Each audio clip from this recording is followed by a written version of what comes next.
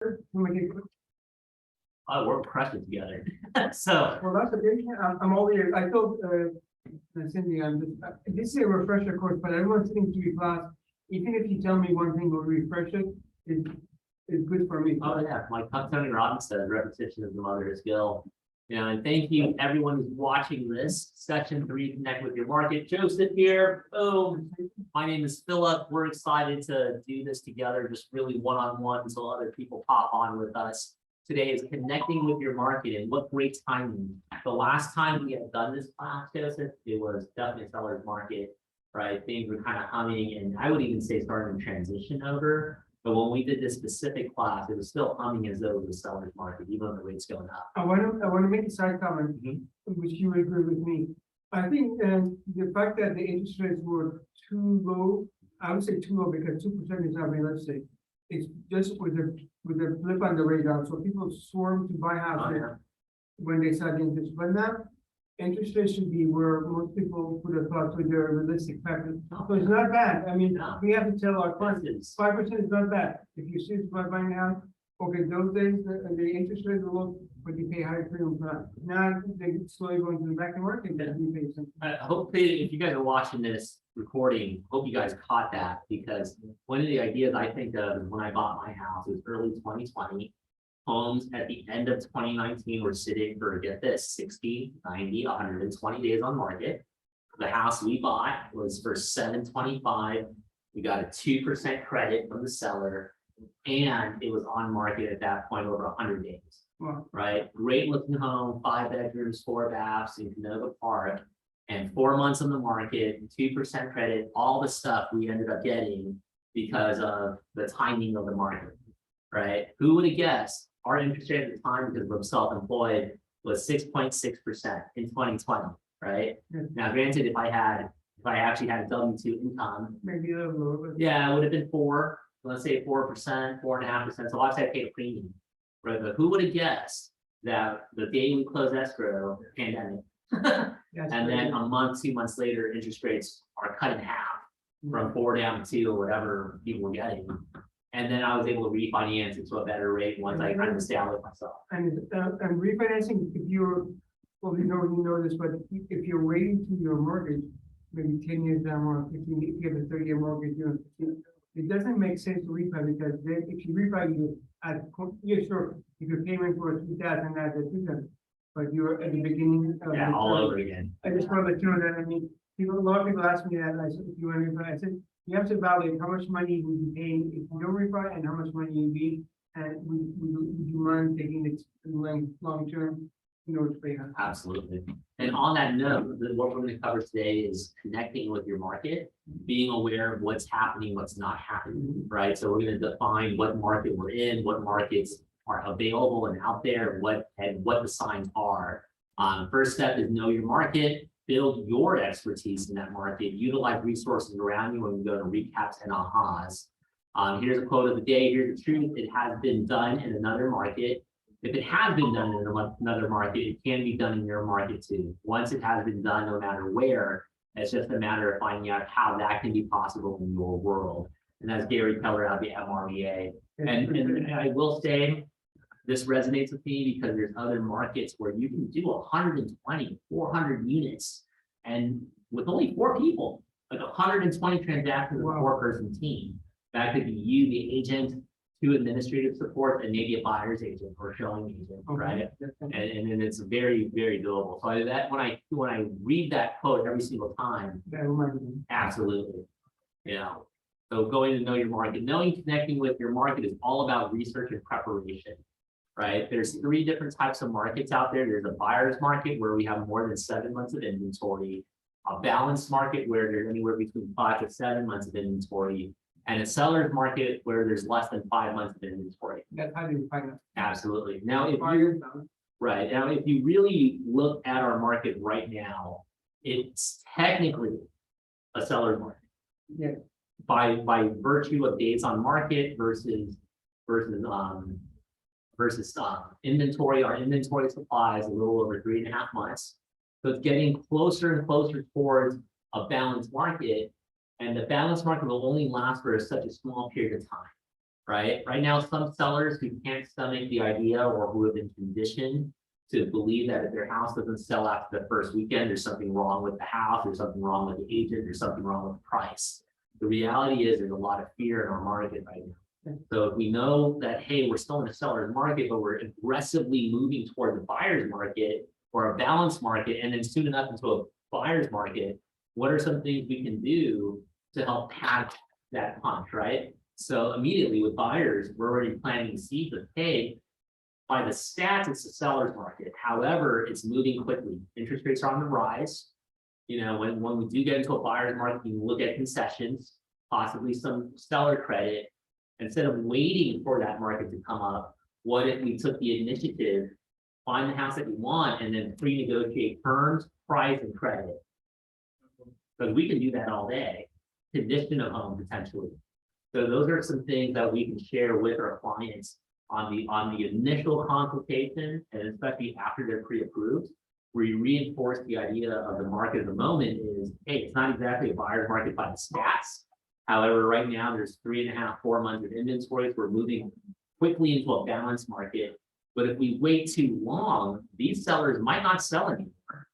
And then B, we're going to be competing with a bunch of buyers who are going to be going out there anyway. So what if we found you the house that you're looking for and we negotiate terms, price, condition, and credit?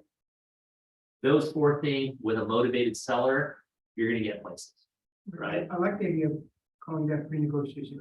Get you put through the door to make friends. Absolutely. Because right now, like if I'm the conditioned listing agent and I'm the conditioned seller, that if I take a listing today, it's Friday, and I go live today, and if it doesn't sell by Monday, oh God, there's something wrong with me, there's something wrong with the house, there's something wrong. And there's nothing wrong with any of it. Now, you can't overprice it either when you go through that. But at the same time, if you priced it fairly well, like maybe 5,000 lower or 10,000 lower than the active listings on the market right now, then you're going to be in it for well. So this is a type of market. Knowing your type of market, you would say, depending, you can do a hyper, like if you go to Palmdale, for example, they're technically in a balanced market.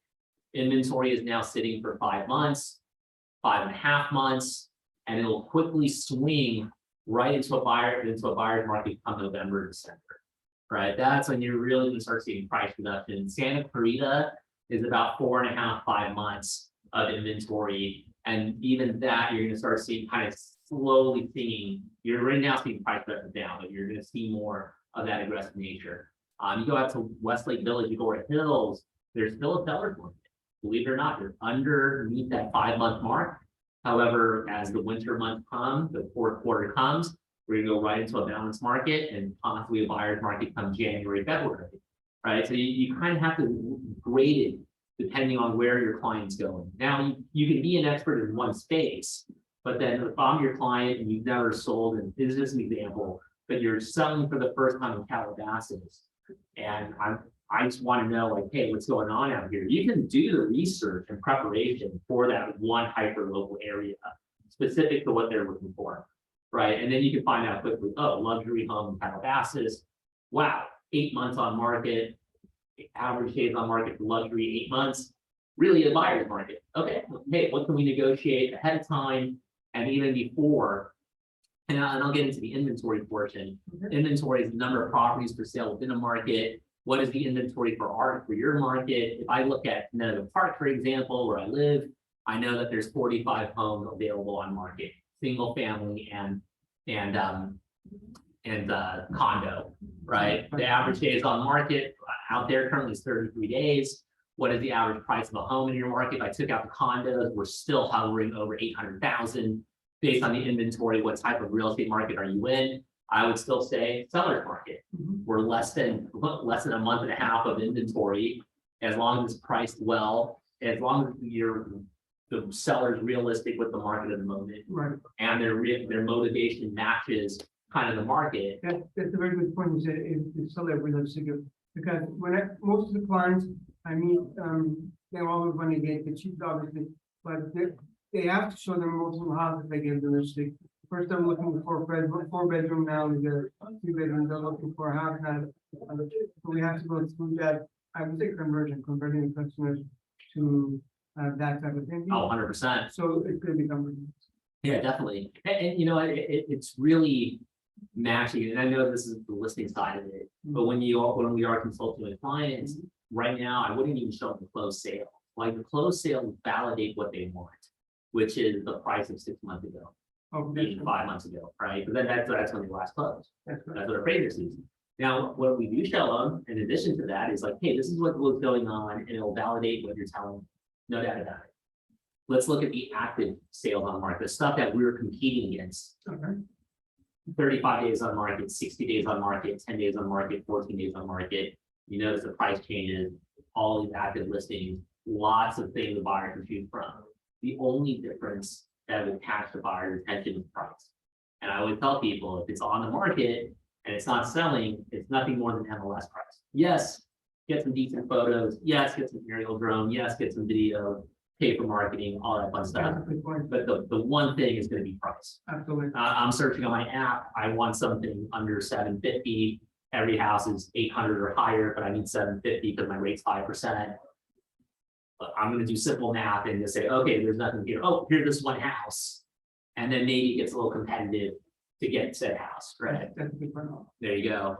Interest rates and lender regulations. Make contact with lenders in your area so you can stay up to date on your market and answer any questions your clients may have about the process. There's 3 types of lenders you need, right? You need a direct mortgager like Cindy who can really just kind of have multiple options for different brokerages, brokering out the deal. You need a, I would say you would even take on a credit union, because if you have clients with a paper, they would probably be advised to go to a credit union anyway. That's been my experience. And lastly, you want someone who can work in like crazy niches, meaning that, hey, I'm motivated. I got 35% down on $1 million house. My credit sucks, but I'm willing to pay points. I'm willing to pay a high interest rate to get my house. Not every lender can do it or have the resources, but maybe you have a one-stop shop. But at the end of the day, you have 3 kinds of lenders who, 1, A paper, B, just kind of general VA, FHA, conventional loan. And then you have someone who can really do the nitty gritty, you know, like I-10 loan.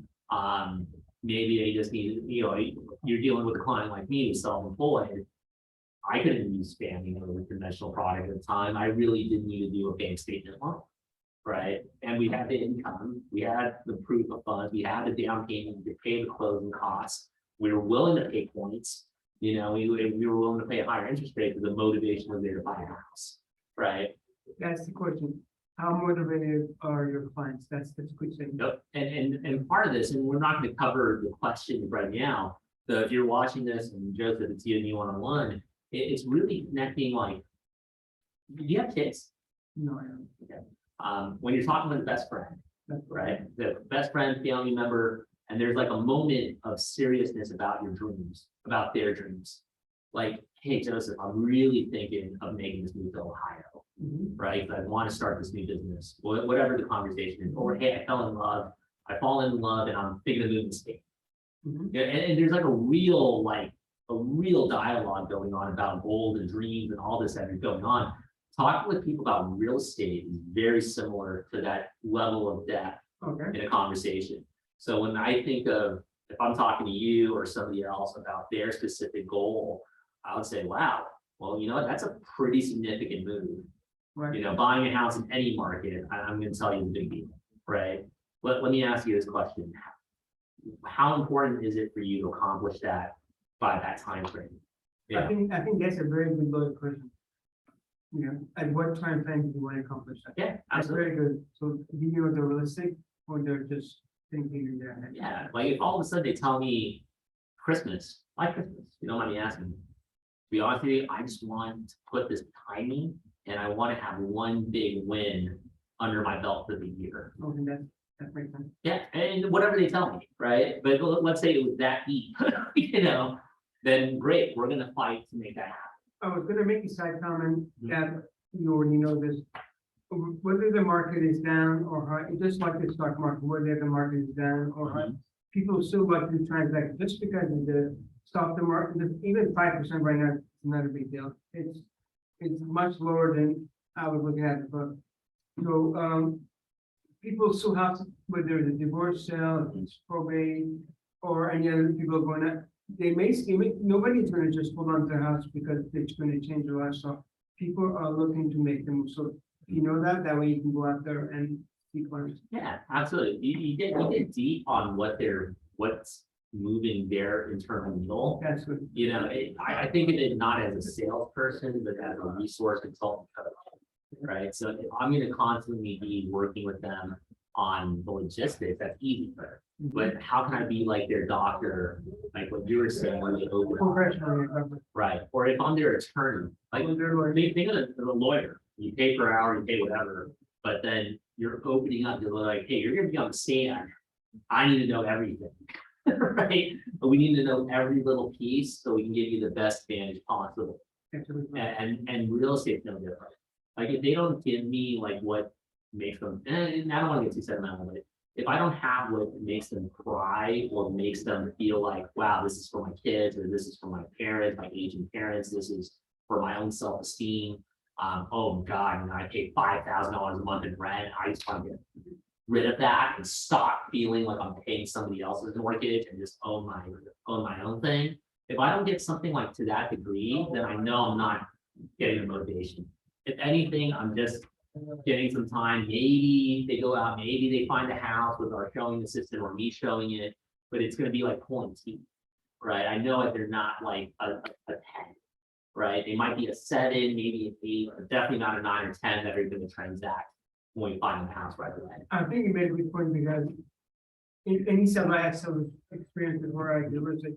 But there are people who are just starting, people who are just getting back, and people who are actually, you have to know in what 3 stages your clients are. They just getting information, are they pursuing facts, or are they Yeah, you nailed it. just 3 steps. And you know what, if they're in, let's say they're a C client where they're not gonna jump at something, it's okay.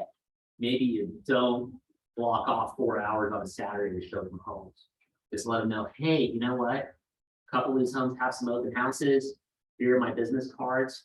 Treat them as your passport to the open house. And when you go in there, give them my card and let's circle back Monday and let's have some feedback about the homes you saw. I never thought about that. That's good. Yeah, so it's like a simple way to protect your time. God, protect your time. And then, We all do that. yeah, absolutely. And there's stuff we have like, you know, we've got stuff happening. You got your family, friends, just different things.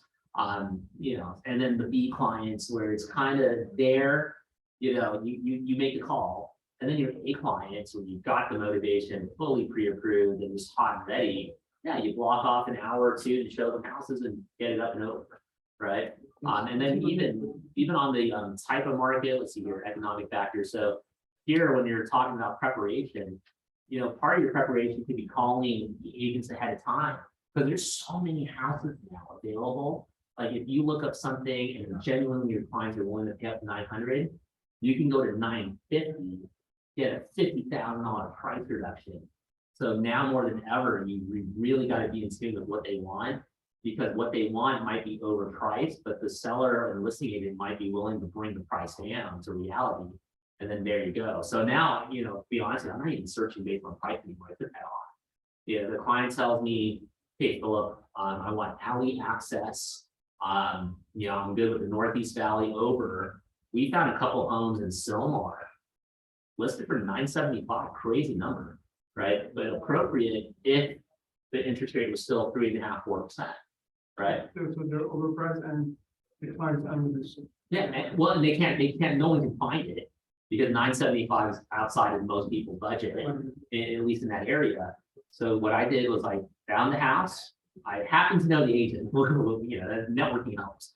So I called the agent, hey, Robert, came across your listing. Yeah, oh yeah, it's been sitting for such a long time. Like, oh, I totally get it. Hey, clients only approved us to 9.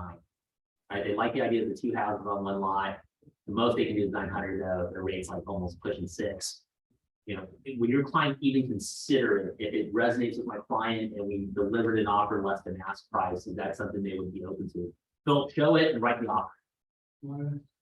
Right? So going into it, thank goodness I have to know the agent, but if I didn't know the agent, and I know he's a good guy, but let's say if he communicates and said something along the same lines, then great. We're going to move that house to the top of the list.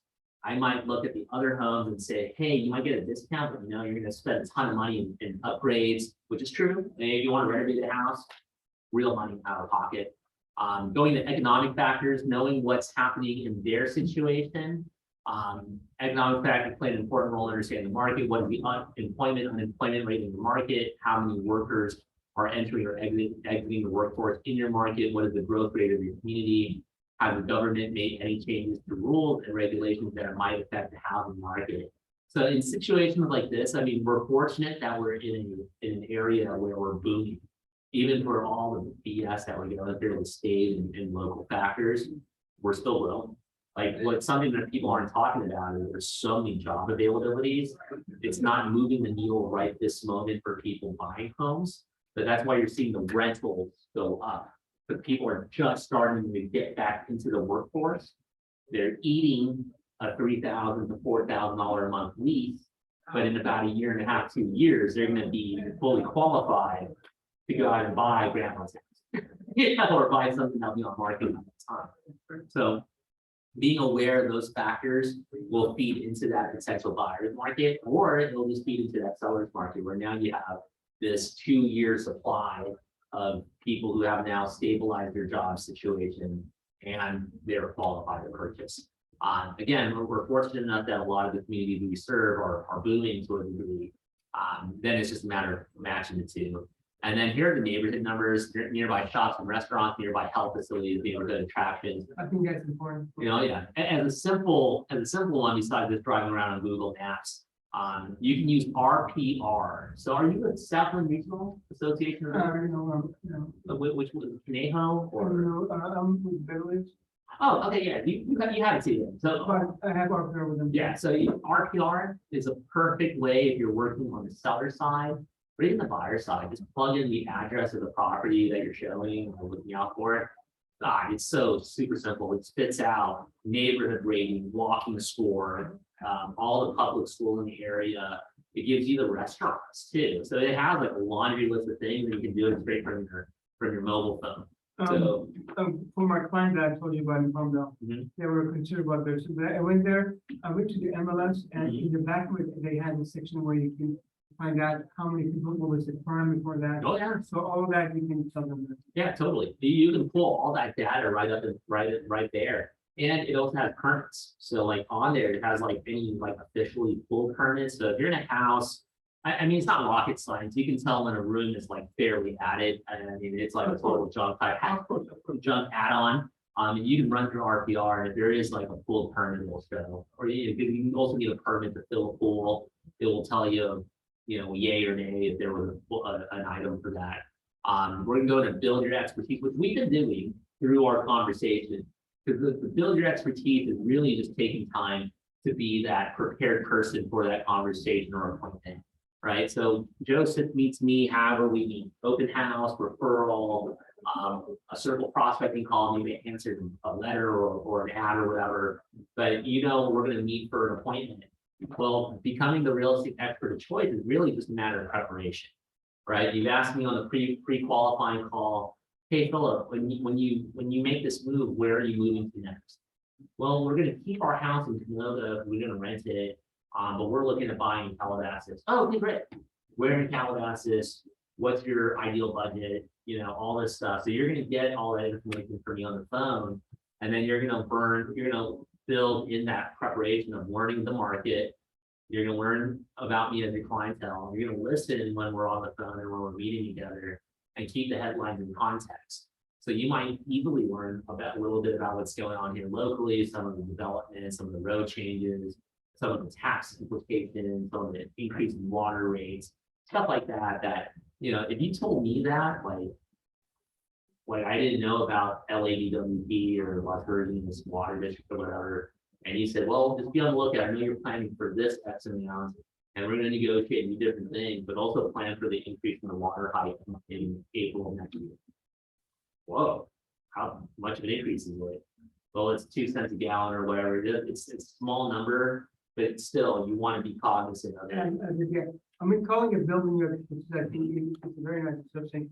A lot of just building. You're an expert of building your expertise. Absolutely. Yeah. And you already have like such a repertoire of information, like just knowing the CPA accounting aspect of it.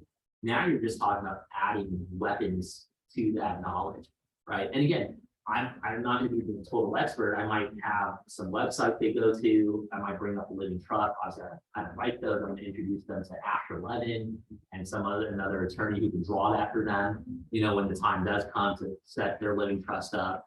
So it's going to be all about that. Learning the market, know your stats. This is the language of real estate lore, and then that we can go over separately. Know your business. Know this changes over time in your personal business.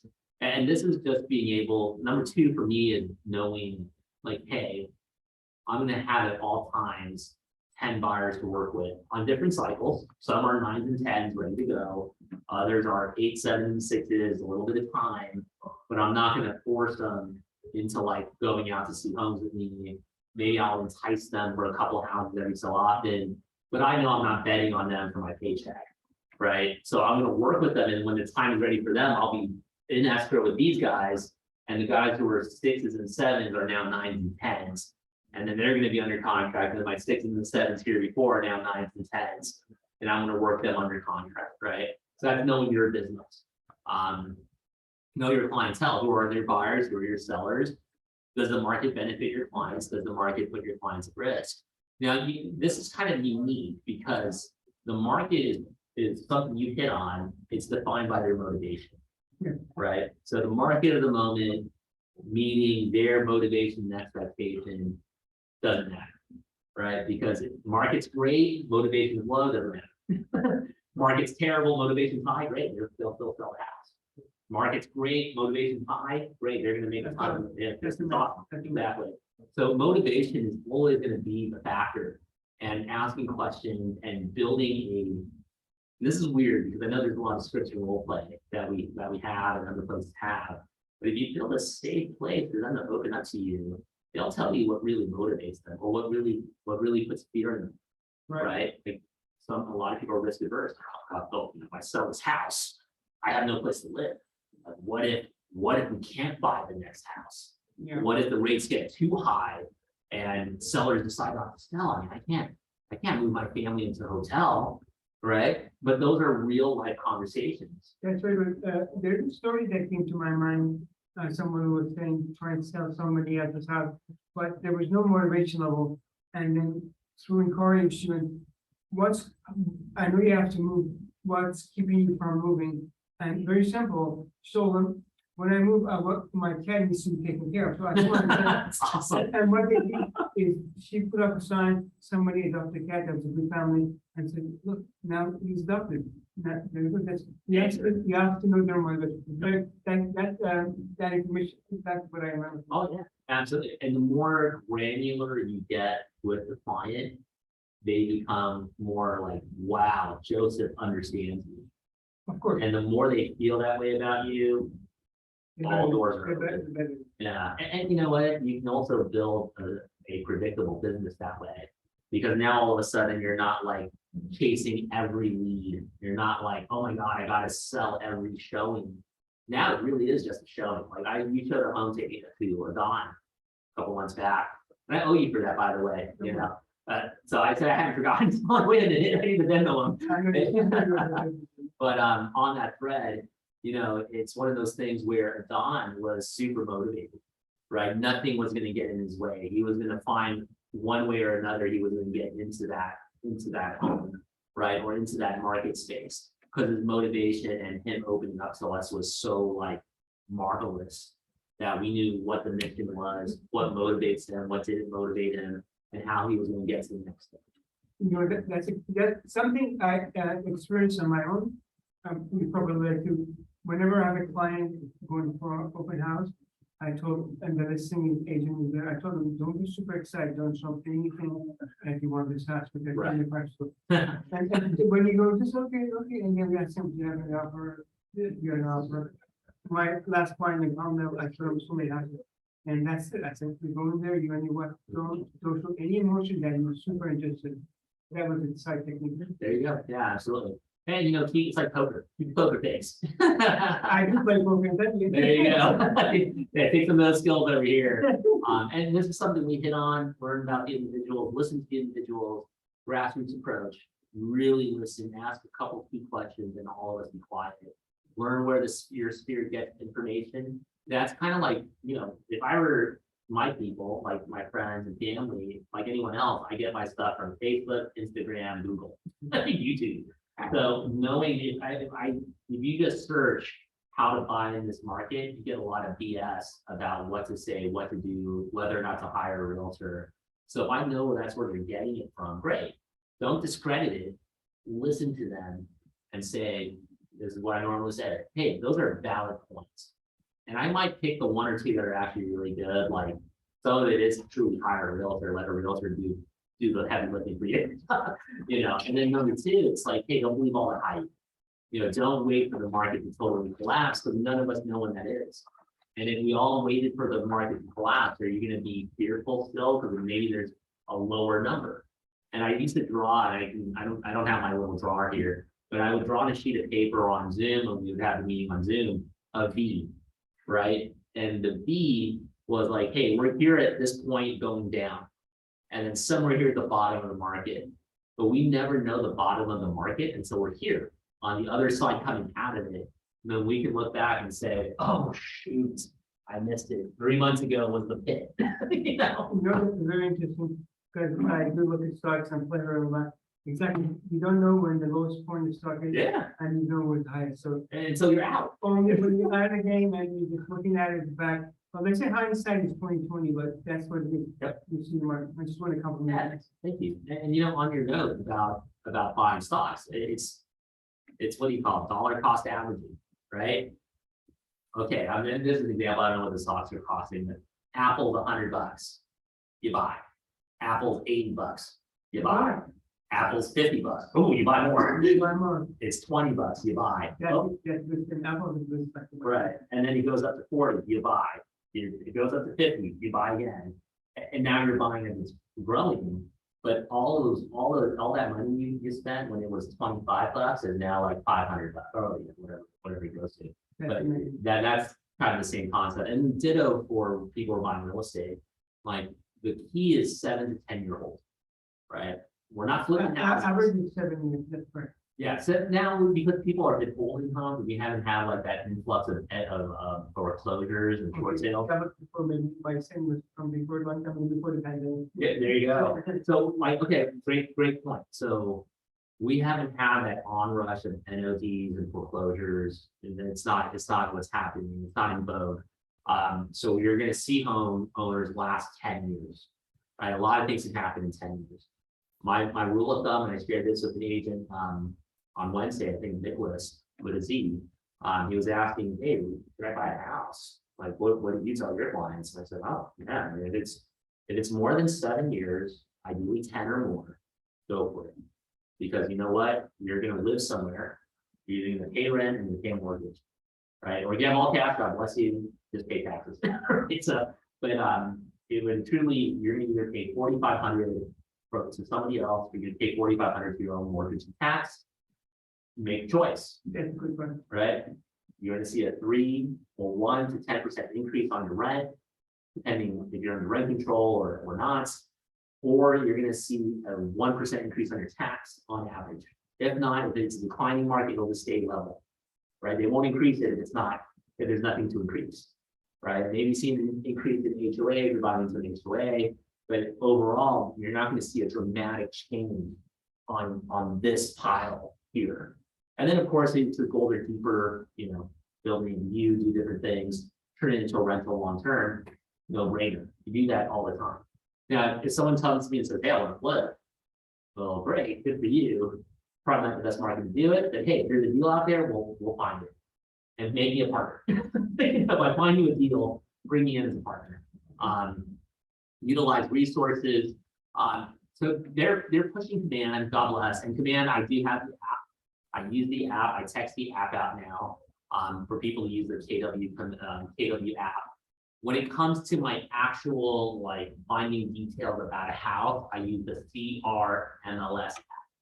Okay, so this is great for our consumer because it allows us to track and stay connected with what they're looking at, right? But I love the CRMLS app because I get the agent notes on there. Is that exclusive to where you get your MLS from? So that, Ooh, great question. well, I mean, where I have my MLS, that's okay. I mean, there are probably some differences, but I don't think they have, but they're all constantly updating stuff. So but maybe not Right. a year ago. You know, boom, boom. You might want to call on Monday or go to their site over the weekend. And see what their preferred mobile app is. I love CRMLS because it literally, it's no different than any of the other apps. The one thing though is just, because the search capability is very similar to other places. And there's even some bugs in the one I use. I just love that I can read the agent notes on there. It'll say like, hey, in order to show, please follow this link, or it might say, please call my assistant app. And so I know kind of going in what the agent has on the back end. So the stuff that I just showed you, like KW Command, KW app, all that stuff, it's a very good public facing app, right? For data, if I'm a consumer, and then as the agent capture their information. And the cool thing is when they share the app, like if they were to share it with their spouse, I get their spouse's information, right? So they get their name, phone number, email address, right into Command, right? I can see what they're searching, so it kind of gives me like some data. Oh wow, Philip is searching like $8 million homes. That's weird. I thought he was only qualified for 2, and I might come back and say, hey Joseph, you know, you're right. I want to spend no more than 2, but I could go to 8. You know, and it's looking like I need to go to 8 because the home I wanted is Hidden Hills, or whatever. And now you can kind of have that inside scoop. And it, you know, truth be told, it's aesthetically pleasing as opposed to like the MLS when we send them. Aesthetically, it's okay if you're in front of a laptop or a desktop, but for our consumers where we're scrolling and swiping, amen, KW app is the way to go. KW Command, you can also download the Command app for your phone, so it's also a time saver. You're not on a web browser on your phone. It sucks to be on a web browser on your phone or using the web browser on your tablet. You're better off just downloading and utilizing the KW app. Or Command app. So that's always cool. And then of course, we're gonna wrap it up with our 10 posts a day, write 5 comments and send 1 DM a day. This is what we call our 10-5-1 on social media. Joseph, if you're on social media, whether it be, sorry, drawing a blank, Facebook, Instagram, Snapchat, even liking 10, comment 5, even on Snapchat, and you're kind of like DMing at that point. But if you can at least comment 5, genuine, you know, if it's something you don't like it. Right? That's always funny when people say, well, what if I don't like it? Well, don't like it, right? I'm gonna make a side note. Of course, I'm LinkedIn too. Well, I do see other people post something, but I take their post and twist it on my I guess LinkedIn link, so people kind of experience. Absolutely. So I just wanted to know that I do that. And that's it on Facebook, but you can do the same thing. Yeah, and you know, pick the one that resonates with you most, right? Like I'm trying my best, I'm doing my best to get into Facebook again. I post a ton on Facebook, I'm not engaging on Facebook. I tend to do really well with Instagram. I love how the feed, I can comment a bunch, and I feed into DM.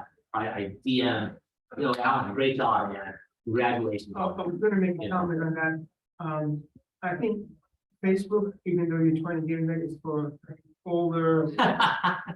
Yeah, it's funny. Yeah. Instagram, look, the people, I'm going to tell you, if you're selling a property to 20 something or 30 something, Instagram, in Instagram, they're going to probably buy another house in the future. So don't worry about it. It's okay. It's okay. I'm just sharing information. Oh, yeah, Facebook is good, but we have to make sure that's like for all. I mean, I even know before Facebook, somebody else had, but they never become. Facebook is good. It's just basically more than just meeting people. It's just basically advertising, as you know. Stick with Instagram because you get more motivated. Oh yeah. You know, it's funny you mentioned that. So we've been doing paid ads on Command, and okay, so I noticed if the people who come in through Instagram are more like aggressive in, yeah, I got a lender, I just need information about the house, and they kind of know what they're getting into.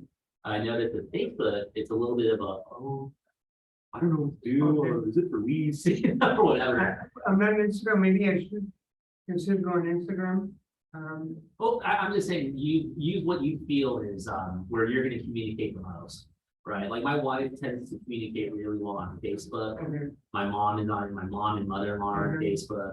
For me, IG just seems like more user friendly for me. And just how I'm wired. that's good. I'm on Facebook more than I go to our Instagram, but there are groups that I can get to in, like, for instance, a group that may be looking at going hiking or something like Yeah, that. And then Meetup.com is another one. Or if you're gonna use so that's LinkedIn. good as well. Yeah, LinkedIn is a great one. You I know, love so, it. I'm looking all of them. Yeah. I am looking. so something I need to like plan out, and I'll do it this weekend, is have themes. So anyone who's online listening this far into it, I might do like Monday as my Facebook theme, Wednesday as my, what, Instagram. no, what's that other one, LinkedIn. Maybe all. And then Friday, maybe like I'll really focus on Instagram. That's good. But then you can tie it in. Or- Yeah, but whatever you post on Facebook, you can post on Instagram, and whatever you post on Instagram, you can post on Facebook. That's So, good. yeah, so I'll go through it naturally. Last little note here, I engage every conversation in the spirit of contribution, and people are happy to be in relationship with me. That's an affirmation, right? And what did we talk about today? Preparation, coming from a place of value, knowing the market for our client, knowing the client for our market, and playing matchmaker in that regard, and always coming from a space of gratitude, contribution, and wanting to be in a relationship with them. Because it's not just a one and done, you guys. We're gonna help them with this one, and they're gonna open up their world to us, and vice versa, because we're resources and consultants. So, Joseph, woo! Thank you so much. Just a lot of fun. Thank you guys who watched all the way through here. Stop share. Have a great day. And then we're gonna go right into saving. Stop recording.